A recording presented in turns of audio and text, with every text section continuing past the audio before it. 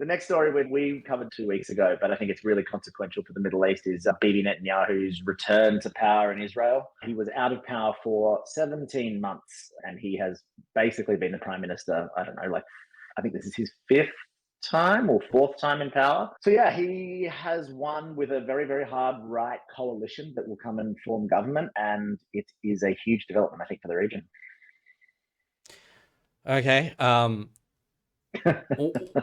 What 1 minute takes on the Levant. This always ends well for everybody's long-term Yeah, political. I think no one will misinterpret what we say. Yep. Oh God. Okay, so just in 1 minute, I guess what I wanted to focus on is that the Israeli political system is effectively designed in such a way that it has, I don't know if tempted is the right word, but it has effectively drifted Bibi Netanyahu, who, okay, was never a dove.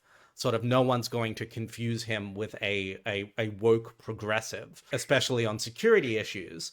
But effectively, every time he has come to power and had to build a coalition, he has had to find coalition partners further on the right.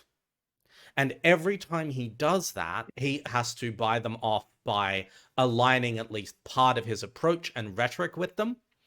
And while he's always had this kind of wink wink, like, okay, I'm not maybe exactly where my hardest right coalition members are, just by weight of numbers, they're pulling him to the further to the right.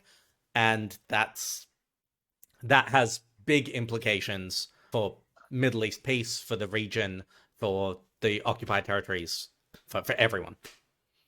Yeah, I mean, spot on. That's what stands out for me, is like, this is probably not great news for, the peace process. Two-state solution stuff, I think, is, definitely set back by his return. Or yeah, you're right. What it's probably more accurate to say by the return of the coalition that he needed to win power, rather than him himself. Although, as you say, he's never been a dove. I think one interesting angle for this is the US have been quite strident in their language towards the Israelis about who takes up pretty key positions in the Israeli government when it gets formed. I think I don't know who it was. It might have been Blinken, but it probably wasn't Blinken. It was probably someone further down the food chain a little bit. But they were pretty firm that I think his name is Itamar. I'm reading it. Itamar Ben Gvir. Excuse my pronunciation there. Who is a super hardline right winger in his coalition. I think there was some talk about making him defense minister, and the US responded by saying, we would find it very difficult to engage with someone like him in such a key role.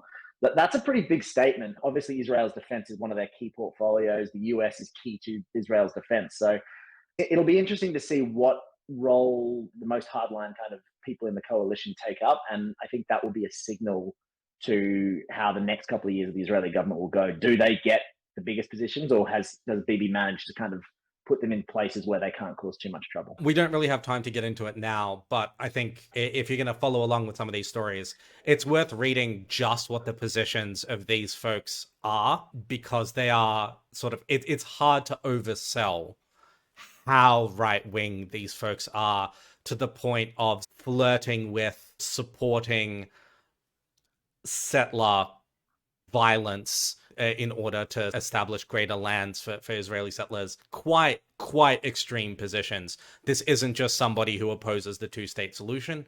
These folks are quite on the fringes, even in a right-wing government. So it's worth reading the links, because it's troubling if he goes in that direction. And frankly, just their presence in the coalition is also probably room for concern.